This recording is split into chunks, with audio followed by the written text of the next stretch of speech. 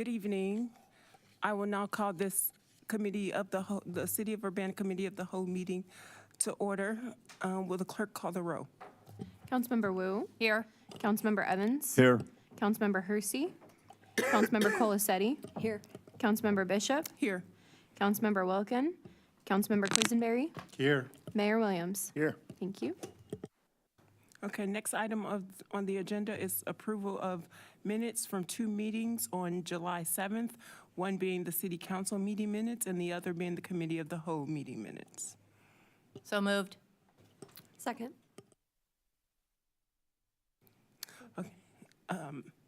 So it's been moved by Mary Alice to approve, the two meeting minutes and seconded by Jaya. Any discussion or corrections to the meeting minutes? None? Okay. All those in favor, please say aye. Aye. All those opposed?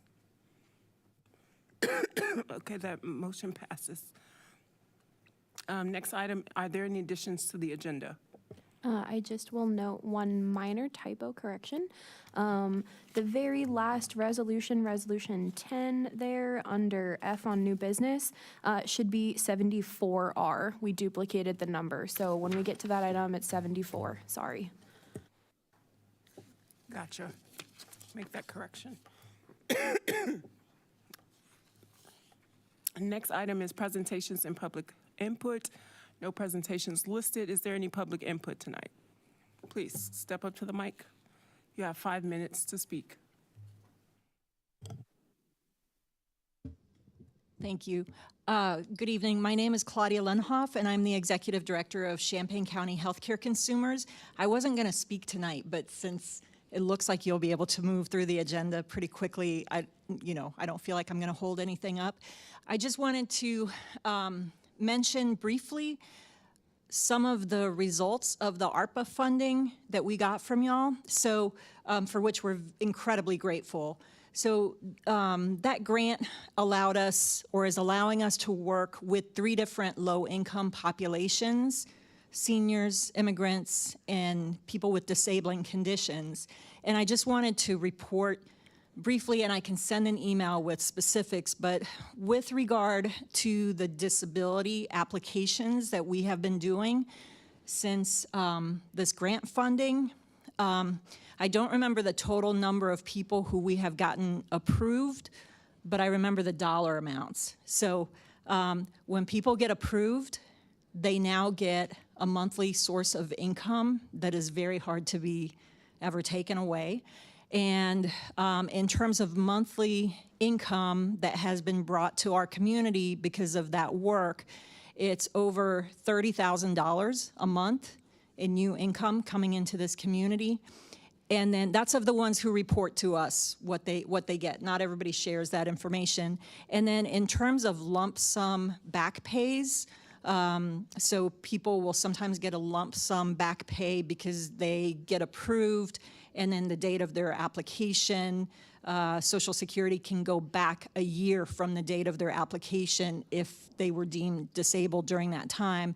So in terms of lump sum back pay, our clients have received over $152,000. And that's of the ones who report to us. Not everybody reports to us. And with that funding, some people have been able to get their housing stabilized, have been able to get transportation and other needs met, and or catching up on their rent if they had a landlord who was kind enough to, to help them out for a little bit. So I just wanted to share that news with y'all. And then also, the last meeting when I was here, Chris asked a question about the number of homeless given all the funding that has gone out. I want to say that number would have been far greater without your funding. And I can give an example. Restoration Urban Ministries basically shut down their transitional housing program, and that was this spring. And we were hearing it from their clients before they were openly talking about it. So we started working with their clients. I think we had about 32 different households that we were working with, and we were able to help about 25 or 26 of those households get housed.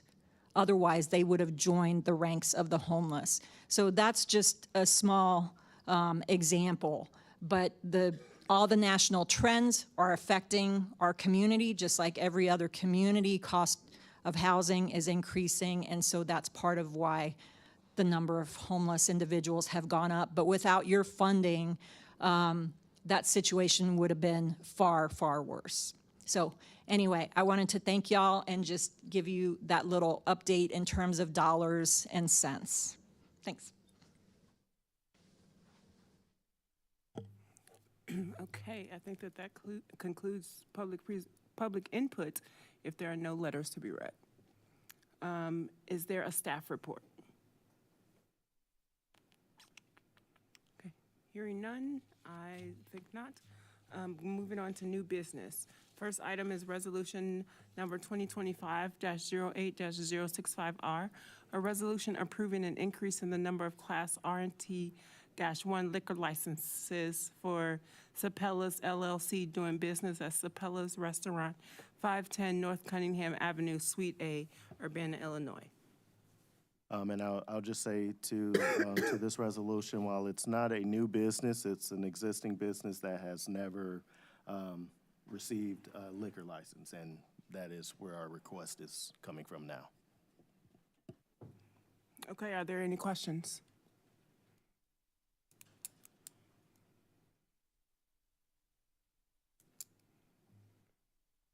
Yes, Mary Alice, I can make a motion if I can get this up here. please go ahead. I'll move approval to the consent agenda at the next city council meeting, resolution number 2025-08-065R, resolution approving an increase in the number of Class R and T1 liquor licenses for Seplis LLC, doing business as Seplis Restaurant at 510 North Cunningham Avenue, Suite A. I'll second. Okay, it's been moved by Mary Alice and seconded by Jaya that resolution number 2025-08-065R, a resolution approving an increase in the number of Class R and T-1 liquor licenses for Seplis LLC, doing business as Seplis Restaurant at 510 North Cunningham Avenue, Suite A, Urbana, Illinois. Onto the consent agenda for approval. Is there any discussion? Okay, all those in favor, please say aye. Aye. All those opposed? Okay, that motion passes. Next item is, excuse me, resolution number 2025-08-066R, a resolution approving and authorizing a Housing and Homeless Innovation 2 subrecipient agreement between the City of Urbana and the Champaign County Healthcare Consumers for Special Populations Outreach and Enrollment. Good evening, Mayor and Council. As is typically the case, I have several items on the agenda tonight. Items 2 through 9 are all grant agreements through the Housing and Homeless Innovations Grant Program, so I'll discuss them all at once, and then I'll be happy to take any questions about any of the individual items that I discussed tonight. So back on July 7th, I provided a more in-depth presentation on the Housing and Homeless Innovations Grant Program, including its origins in 2022 and the partnership with the City of Champaign that this program has represented. So as I mentioned in that presentation, I am now bringing before you grant agreements for this program. So I'll discuss those in a little bit more detail, and then, like I said, I'll be happy to answer any questions that you have. So just to reiterate the context, the purpose of the Housing and Homeless Innovations Grant Program is to leverage various funding sources to support local organizations that provide services, non-congregate shelter, and housing opportunities to individuals and households that are experiencing homelessness. This is a unique program that we first provided back in 2022, and we're very excited to have been able to open up a second round of funding through this grant opportunity. So building off the success of that first round of funding, staff issued a second round of HHI funding on January 6th, 2025, and applications closed on February 5th, 2025. This was a very collaborative effort. The Ranking and Review Committee consisted of staff from both the cities of Urbana and City of Champaign, as well as representatives from United Way of Champaign County and the Champaign County Continuum of Service Providers to the Homeless. So we're very grateful for their participation and their insight in ranking and reviewing and scoring these applications, and also coming up with the funding recommendations that are before you tonight. So in HHI Round 2, a total of $2.25 million was made available. And tonight, we are proposing to award just over $2.1 million to local agencies that are providing shelter, housing, and services to the local homeless population. Those organizations, just in brief, are See You at Home, Champaign County Regional Planning Commission, Champaign County Healthcare Consumers, Strides Shelter, Cunningham Township Supervisor's Office, First Followers, and Hope Village. These programs represent really the full continuum of housing and services for individuals experiencing homelessness. The programs will provide non-congregate shelter space for individuals to live and to work on gaining stability in their life. These programs will also provide supportive services, including housing navigation and case management. But these programs will also be providing street outreach, which is critically important during this time, to go out on the street and meet people where they're at and to connect them with services, as well as the actual development of affordable rental housing, which we know is critically important to ensure that people can live independently, as well as safely, and move on again to that next stage of their life. So the impact of the proposed resolutions will be significant, especially during this time of uncertain funding sources, both federally and at the state level. This represents a very significant commitment of funds to much-needed services in our community. An estimated 500 individuals experiencing homelessness will receive improved access to public benefits and resources. 200 individuals will be served through expanded street outreach. 600 will be served through case management and housing navigation services, and additionally 35 affordable rental units will be created and 32 new shelter beds will be created. The funding that supports this grant program was brought together from various different funding sources, including $1.5 million through our federal home ARP grant, $300,000 from the City of Urbana's ARPA allocation, $200,000 from the city's general fund, and then $250,000 from an Illinois Department of Commerce and Economic Opportunity grant. So with that, I'll turn it over for any questions, and I'm happy to provide any more information that you would request. Okay. Yes, Mary Alice. So seeing as we have Claudia here, I know that in the first round that the Hope Village wasn't at a point in which it was included in those ones that we approved, right? And so this one says that we're going to build 30 of the tiny houses. Does the full funding cover all 30, or is this just partial? This is filling a funding gap that the project has. So under the program descriptions in the attachment A, I've outlined the funding sources. So this is one of many funding sources that are supporting this project. $1.2 million. The memo says $1.4 million from a DCEO grant. That was my typo. It's $1.2 million from a DCEO grant, $7 million from the Illinois Housing Development Authority, $1.8 million from Carl, $1 million from the University of Illinois, and then $24,000 from the Housing Authority, which represents the vouchers that are being committed to the project. So this will be filling a gap in funding for the project. Okay, but it's directly targeted to the construction of the tiny homes That's correct. this time? Yes. But it's just not covering all 30? That's what I was trying to, because I saw the funding sources, and I just didn't know where this was slotting in. This is just a gap to build the 30? Correct. Okay, thank you.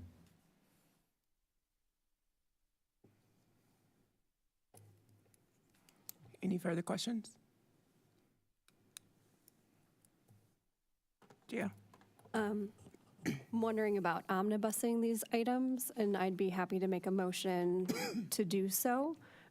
So Darcy, correct me if I do this wrong, but I think I'm moving to omnibus, and then I read out cool, all right. The following resolutions. So resolution number 2025-08-066 are a resolution approving and authorizing housing and homeless innovations to subgrant agreement between the City of Urbana and Champaign County Healthcare Consumers for special populations outreach and enrollment. Resolution number 2025-08-067 are a resolution approving and authorizing a housing and homeless innovations to subrecipient agreement between the City of Urbana and Champaign County Regional Planning Commission for emergency shelter for families Comfort Corner. Resolution number 2025-08-068 are a resolution approving and authorizing a housing and homeless Innovation 2 subrecipient agreement, between the City of Urbana and City of Champaign Township for Stride Shelter. Resolution number 2025-08-069 are a resolution approving, authorizing a housing and homeless innovations 2 subrecipient agreement between the City of Urbana and Cunningham Township Supervisor's Office for CARES/Bridge to Home program. Resolution number 2025-08-070 are a resolution approving and authorizing a housing and homeless innovations 2 subrecipient agreement between the City of Urbana and See You at Home, Inc. for Mattis Shelter operating support. Resolution number 2025-08-071 are a resolution approving and authorizing a housing and homeless innovations 2 subrecipient agreement between the City of Urbana and See You at Home, Inc. for Mattis Shelter rehabilitation. Resolution number 2025-08-072 are a resolution approving and authorizing a housing and homeless innovations 2 subrecipient agreement between the City of Urbana and First Followers for Weber/Wiley affordable rental housing development. And resolution number 2025-08-073 are a resolution approving and authorizing a housing and homeless innovations 2 subrecipient agreement between the City of Urbana and Hope Village, Inc. for Hope Village. Second.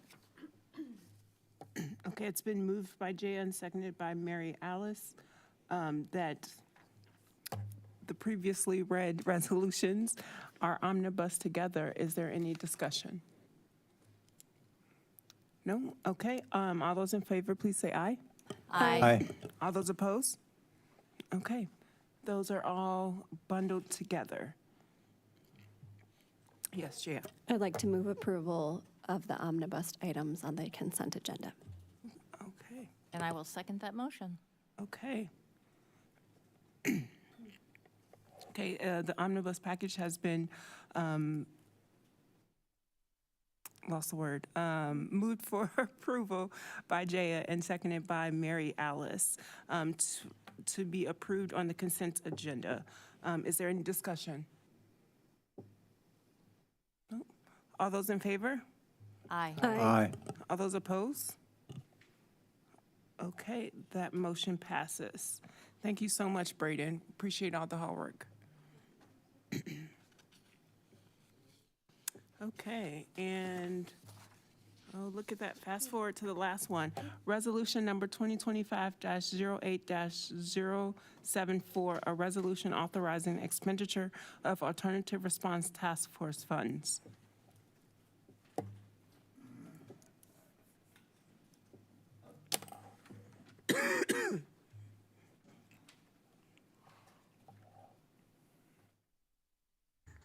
So before Tarek jumps in here, I just wanted to personally thank him for jumping in to take this on.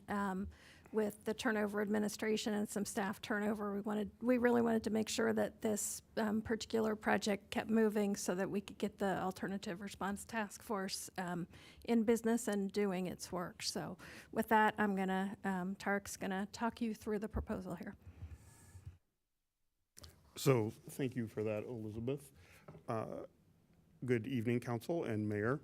So Elizabeth specifically asked me not to thank her for her support here. So because I am not compliant, ask my parents, I'm going to thank her. Matt Rushley, don't giggle too much. You're next. I wanted to thank Matt for his nearly limitless patience and support going through a pretty complicated contract at the end of the day. I'd like to thank the council as a whole in terms of all the work that you've done around this, but I think in particular, I've got a couple of names here. So council members Bishop and Wilkin, who reviewed the LEAP proposal and provided feedback. And then also council members Colacetti and Wu, who have volunteered to be on the Alternative Response Task Force team or sessions. So then finally, I do have to thank one last person who's not here, and that's Will Kachowski, who is not only a great boss, but who really shepherded this through a lot of difficult times. So not only do I miss him, but he deserves a lot of thanks for getting this done. So I think I'm through all my thank yous. Thank you for that indulgence. And we'll go through and get started to talk about this resolution to authorize funds for the Alternative Response Task Force contract with LEAP. So that went a little bit faster. So I just wanted to go briefly through the flow of this presentation.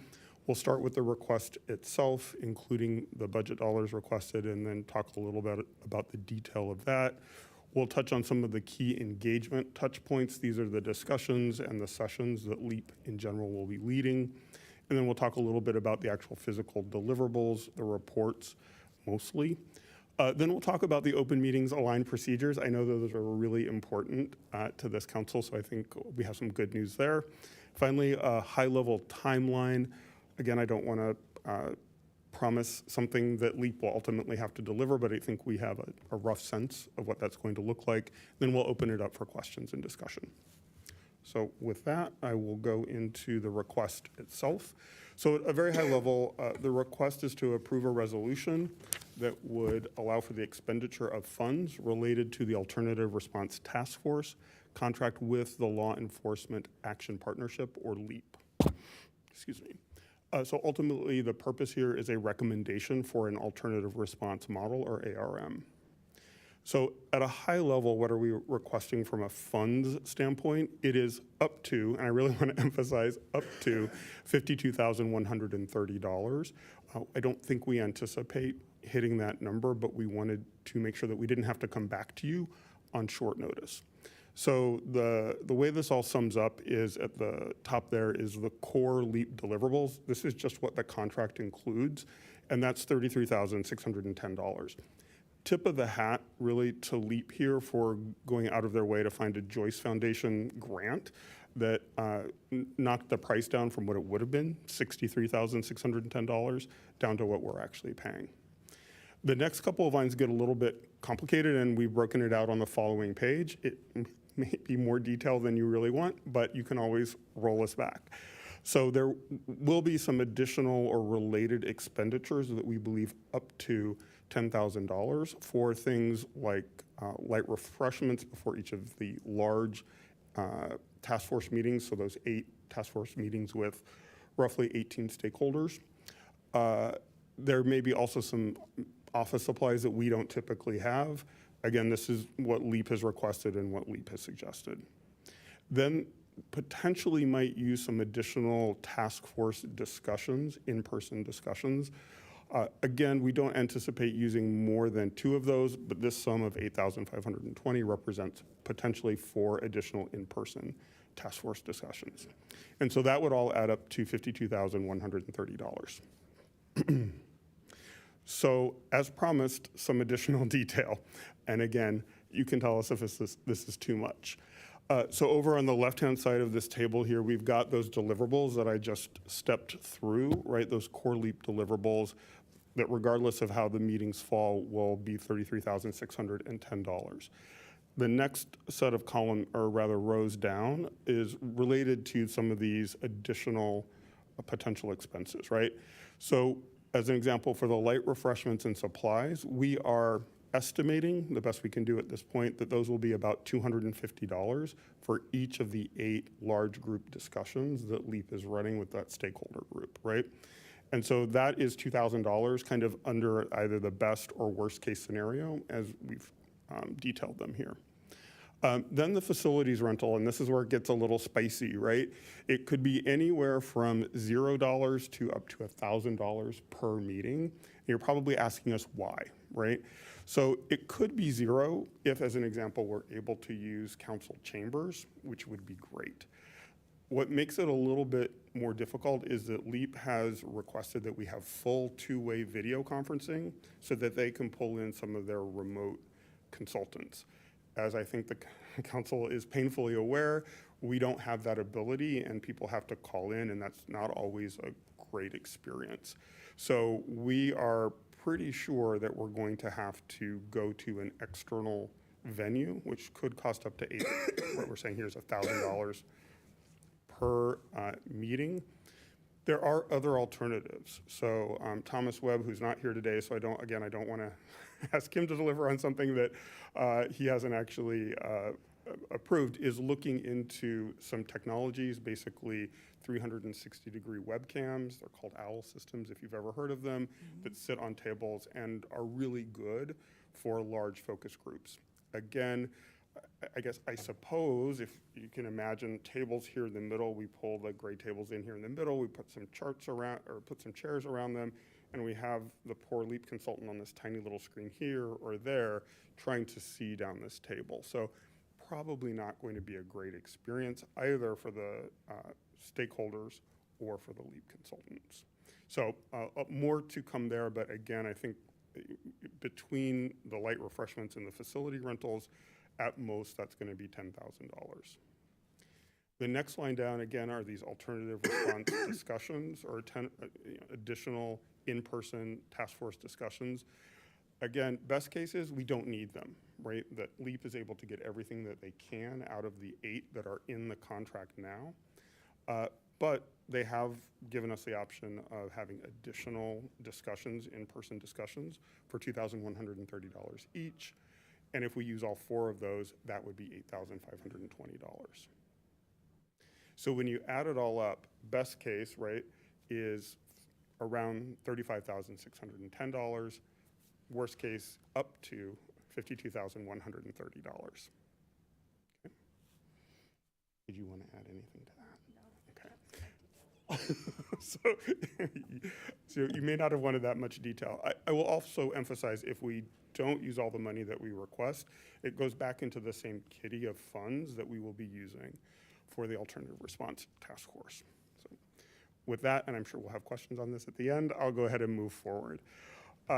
So having talked a little bit about the funding, I wanted to talk about some of these key engagement touch points, as we're calling them. They're different types, so that could be discussions, could be presentations to council. So I'm going to run through these very quickly. They're roughly in order, a deliverable order, so when we would get them. So the project, if we move forward, would start with an in-person focus group with the city council, likely here. They would then deploy an online survey to inform some of the discussion, next bullet point, at those 8 large group discussions with the task force. So those are, again, 18 stakeholders. I think it's important to mention, will become important later potentially, that it's 18 stakeholders plus at least 2 in-person LEAP folks, plus the clerk, plus a few support staff. So again, we need a pretty good sized facility to support all of those people. The next one are some of the one-on-one and small group discussions that LEAP again will lead. LEAP will then present a preliminary report, kind of preview it, if you will, with the task force to get feedback, and then also present the final report to the task force. Second to last bullet point, a final report here likely at the city council meeting, and then finally 2 community engagement events. So those are all of the various touch points that LEAP has put into their contract. So if those are the touch points, what are the actual key, almost physical deliverables, if you will? So LEAP will prepare materials for each of those 8 task force discussions. They will also create summaries for those task force discussions, but also for the one-on-one and small group discussions. They will perform an analysis of calls for service data and create call narratives, as they call them.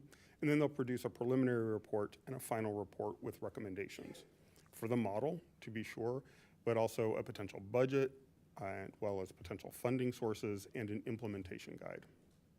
So those are more physical or tangible deliverables, if you will. Okay. So now we'll move on to the open meetings aligned procedures. So the goal here is for us to align with the Illinois Open Meetings Act as well as the resolution that was passed regarding open meetings procedures earlier. And so for the 8 large group discussions, again, 18 stakeholders, 90 minutes, the city clerk has graciously agreed to treat it much like a typical meeting, right? To create an agenda, to make sure that they are at convenient times and places, to notice those discussions as we would a typical meeting, to publish summaries that are similar to minutes and put those into a record, to also incorporate other feedback like email into the record, recommend an approach to public comment. Again, if you look up again, they're only 90 minutes long, so we probably need to figure something out there, and then also to apply Robert's rules around decorum and communication. So those are what we will do that I think align well and meet your expectations. You did get an email, I think, last week around potential accommodations that we might need, because is it longer than that? Okay, so maybe 2 weeks ago. One of the things just to realize is that LEAP will lead those 8 large group task force discussions, as well as some of the one-on-one and smaller discussions with support from the city clerk, right? The summaries, again, similar to minutes, will not be voted on. We don't have that kind of structure with these task force. Again, LEAP is leading them. So the summaries will not be voted on, and the email and other feedback will not be read into the record, and that's really just because of the amount of time that we have available. There is no quorum, so if something goes wrong, so we have a big snowstorm or something like that, we're really just going to have to turn it over to LEAP to give us their best direction there and keep moving, hopefully. Then finally, we will be doing audio and visual recording, and we will make our best effort to live stream. But depending on the facility that we end up with, we may not have that capability. But for sure, we will make any video recordings and audio recordings available online.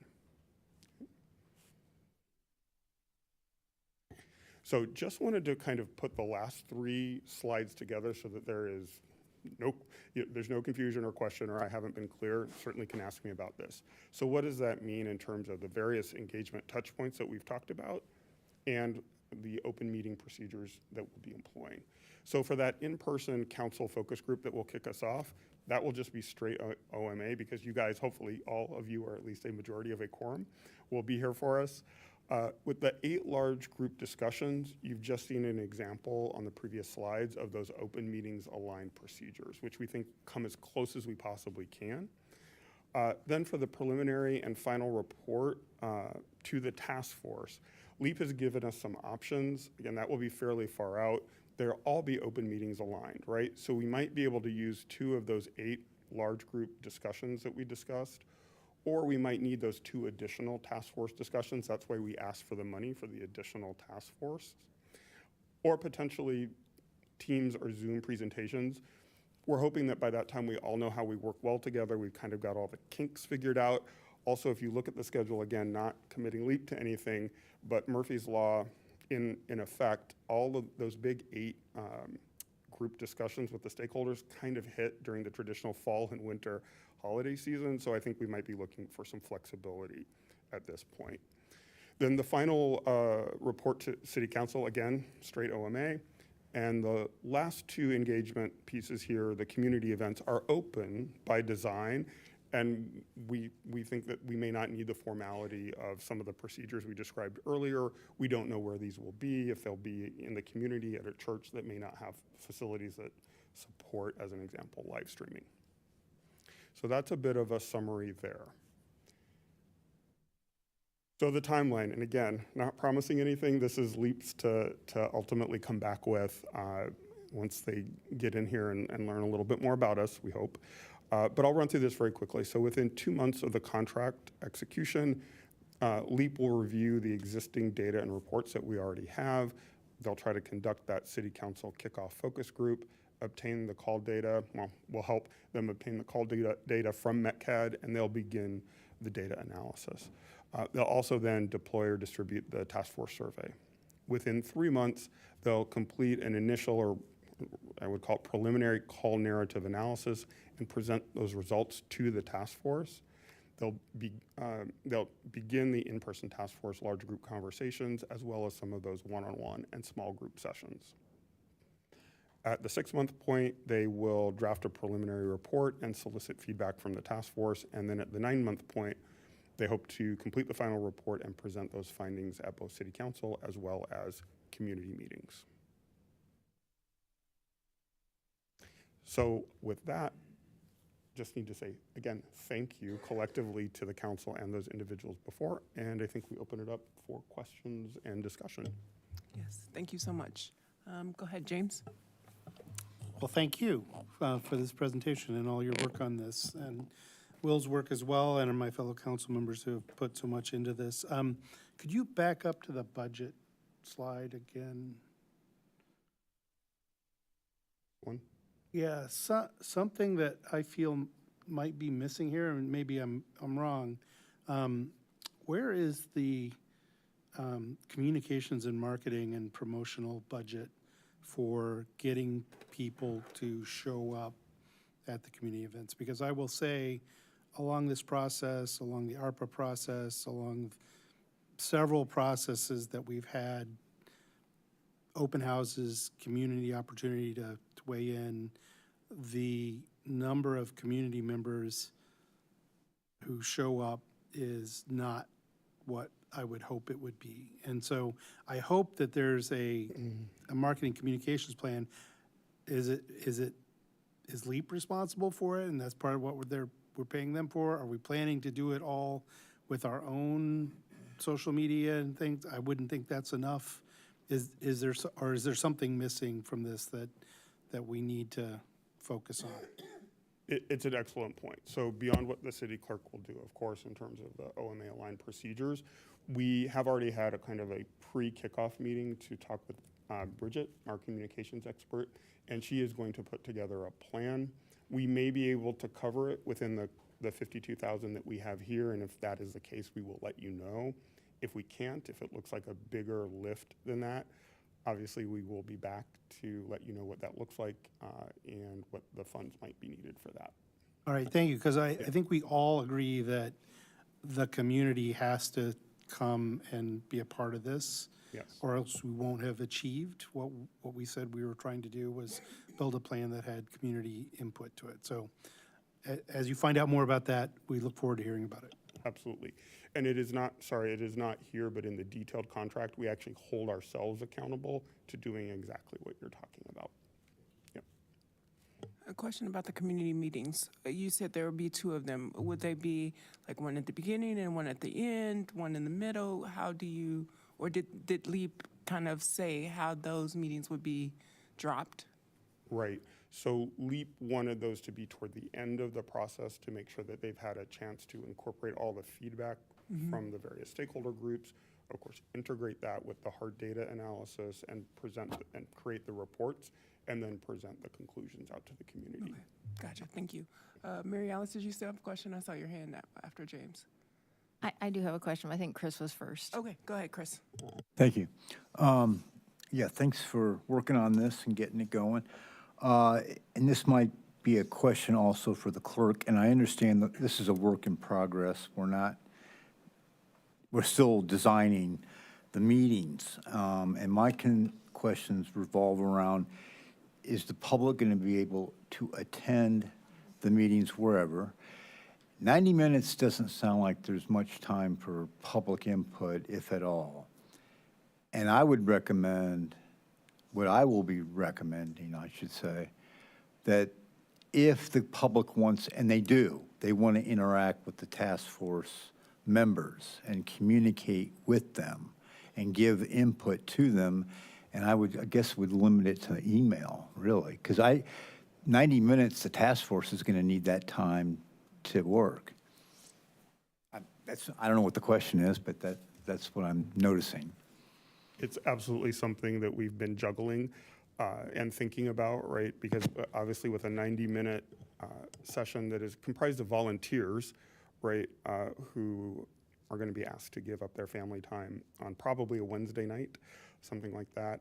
I think we have to think carefully about how much time they invest and what we expose them to as well. So I think that's a great question. I don't know that we have the answer for that yet. The other thing is not only can they send emails in, but they can still come to Monday night council meetings, right, and provide feedback, right? And then we can, I don't know that LEAP necessarily had thought about this, but they or we can provide maybe transcripts of what the public has said, something to make sure that the task force does get a full feel for how the public is feeling about this. So the great comment, thank you. If I may briefly, I was just going to add that we will have some sort of public input guidelines that are going to incentivize and encourage folks to submit written input. The meeting summaries that the clerk's office is going to prepare is going to include all of the written feedback that we receive via email, and those will be published in their entirety attached to those summaries and will be published on the website just like regular meeting minutes. I also intend to include them in the packets so that the members of the task force also are able to review them as part of the packets, just like you guys are able to review the minutes as part of your packets too. So they will be published online, they will be received. We were very hesitant and resistant to not have in-person public input just because that is so different than all that we've done, but absolutely it is a hard balance to honor that short time frame and the volunteers' time, so. Mary Alice. Yeah, I'd just like to concur with Chris and with the city clerk. I think having written input, I think would probably facilitate the ability to move this along, and also give the public an opportunity to kind of weigh in on what some of their thoughts are. So I noticed that you said something about quorum real quickly, and I thought that I had read that we don't need quorum because this is not an official acting body making decisions, or is that correct? That's absolutely correct. Okay. We don't need an official quorum. So we don't need an official quorum. And I guess my only other question was there's some information about small groups. I was wondering if you could expand on what that meant. Yep, absolutely. So the small group sessions are actually the primary way that LEAP performed Evanston's study as an example. So they didn't have as many large group sessions in the way that we are, right? So I think they had two kind of more or less one-way transmittal of information to a larger body of stakeholders. Our approach is pretty different, right? We are using those large group focus groups, if you will, to gain information, provide feedback to the consultant, and also for them to gain context, right? The small group or one-on-one sessions are, for lack of a better term, where we expect people to tell us what they really think. So I think it is important for people to have the opportunity in the absence of perhaps whatever it may be, personal, professional, or social pressure, to share what might be truly diverse or minority opinions that may not even be particularly popular. Did that answer your question? Yes. Okay. Thank you. You're welcome. Chris, go ahead. Yeah, thank you. Just one quick last question. Can we get this PowerPoint sent to us? I don't Or- see why not. Yeah. Okay, thank you. Mayor. I just wanted to say thank you for the work put in, both to folks who are currently here and Tarek specifically, as well as individuals that took part in this prior to my tenure in office. But I just want to just give a hats off to the current team that's in place, because I know that it was extremely difficult with transition and things of that nature, and I know that it was clear of my desire to see things continue to move on, and maybe sometimes I could be a little extra in my thought process. So why are y'all laughing? But I just want to say I truly appreciate the effort that's been put into this to see this thing finally get kicked off, because I know that it is very important to not only the community but the council members up here, and I thank each and every one of you for the work that you all have done and the collaboration that we've seen. It's been something special, so thank you all. Thank you. We're ready and excited to go. I have one last question related to the public input during the 90-minute meetings. Is it possible that we could ask the public to come 30 minutes before said meeting, have that as public input time where it's not eating into the 90 minutes? And so like they have an opportunity to speak, and that would be like part of the written rule that public input is 30 minutes before, or you can write in. That's just a thought that I just had, and I don't know if it's even feasible. To clarify, are you implying that the task force wouldn't even be there until the actual start time for the 90-minute meeting? So this would just be like 30 minutes of like public speaking without the task force present? Maybe not the 18 members, maybe LEAP is just there, but maybe not the volunteers. I don't know, it was just a thought. I mean, finagle it how you will, just a thought I had. So I definitely don't feel prepared to speak to LEAP's ability to commit time, and we'll defer to you guys, but. Right, just a thought and idea to throw out at them, whether it's even feasible. We'll definitely ask them. Okay, thanks. Thank you. Just, can I throw in? yeah. Yeah, to piggyback Chandra's pretty interesting idea, what about just recording the 30 minutes and be part of the minutes later? I mean, just one idea. As the clerk who will be there taking the minutes, I certainly don't have any issue being there an additional 30 minutes. Again, like I don't know the venue yet, so I'm not gonna like overpromise time. I'm not the one in charge of that, but I'm willing to be there to do that, and I'm open to it, so. Yeah, especially if it's like at the beginning and before the meeting versus like after at the end when everyone's tired and ready to go. Just an idea, see if it's feasible. We'll definitely take it under advisement and kind of also role play it out to see how it just feels. I think we also need to be cognizant that the LEAP folks may not be accustomed to getting some of the spicier feedback that we sometimes hear. So I think we'll need to prepare them for that as well. Yeah, show them some old tapes. Okay, are there any more questions?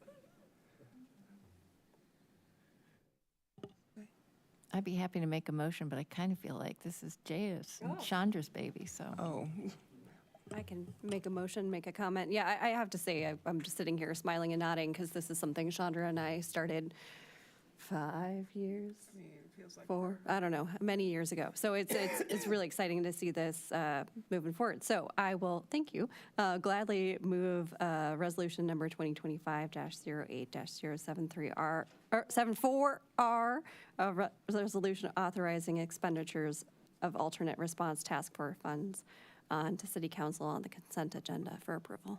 Second. it's been moved by Jay and seconded by Mary Alice that resolution number 2025-08-074R, a resolution authorizing the expenditure of alternative response task force funds onto City Council. Was that on the regular agenda? Consent agenda. Okay, any further discussion? Okay, seeing none, all those in favor, please say aye. Aye. All those opposed? All right, that motion passes. Thank you so much. Next item on the agenda is council input and communications. Yes, Mary Alice, go ahead. Hi, actually, I know that Sharice wanted to be here this evening, and she wasn't, so she passed some information along for me to be able to share with both council and the community, specifically on a program on firearm safety. So there is a firearms safety program that received a grant, so people can receive free cable locks for their firearms as well as a gun safe for their firearms. And I'm going to see if Shwana Donater, who's the person who oversees this program, she's able to come and give us a presentation. I did look up the gun lock pickup locations, and UPD you can come right to this building and get one for free. Those are cable locks. If you want a safe, which is, I believe, with your fingerprint, those are also free, but you do have to sign up on ChampaignCountyGunSafety.org. That's Champaign County Gun safety.org, and you can click on there and you can fill out a form, and then these are all free services to the community. So, thank you. James, go ahead. Yeah, thank you. I did want to mention a couple of things. At our last meeting, there was a public speaker that rattled off some things that I felt needed to be addressed a little bit.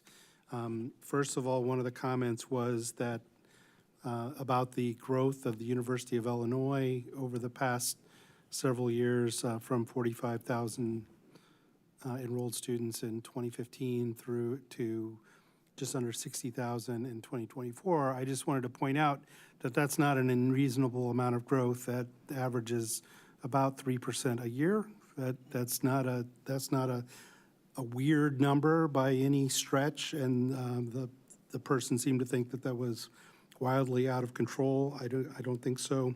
The other thing that was talked about was City of Champaign, and I don't want to knock our friends in Champaign. I have a lot of faith in the many things that city has done over time, but there was an implication that Champaign has a plan and Urbana doesn't, and I was really kind of offended by that, because while I do at times engage in discourse with our planners about what they're doing, I find them very skilled and very good at what they do and very thoughtful about what they do. And it frustrates me because I watched the city of Champaign allow buildings to be built that almost ran our sanitary district into the ground because they weren't being thoughtful about what they were doing or how big the buildings were and what they were doing to the infrastructure, to the point where they could no longer enforce their parking requirements for buildings and had to just kind of throw them out. So I don't know that we actually want to follow some of the things that our friends in Champaign have done with regard to their planning. I know they've done things like allowed additional structures in lots, tiny houses essentially, and there was a whole lot of discussion about that, consternation about that, and it was actually done in such a way that I'm not sure that any more than one or two have been built. So they went through all that struggle to try to make things, try to do something, made a lot of their residents upset about it, and then it turned out to be an unworkable situation or not something that ended up being taken advantage of because whatever was delivered didn't meet what people needed or wanted to do. So I just want to say I have disagreed with some things our planners have brought before us. I've engaged in discussion about it, but I do appreciate their thoughtfulness and what they've put into it and commend them on their work. Any other council input? Okay. Seeing none, that is the last item on our agenda, and we are adjourned.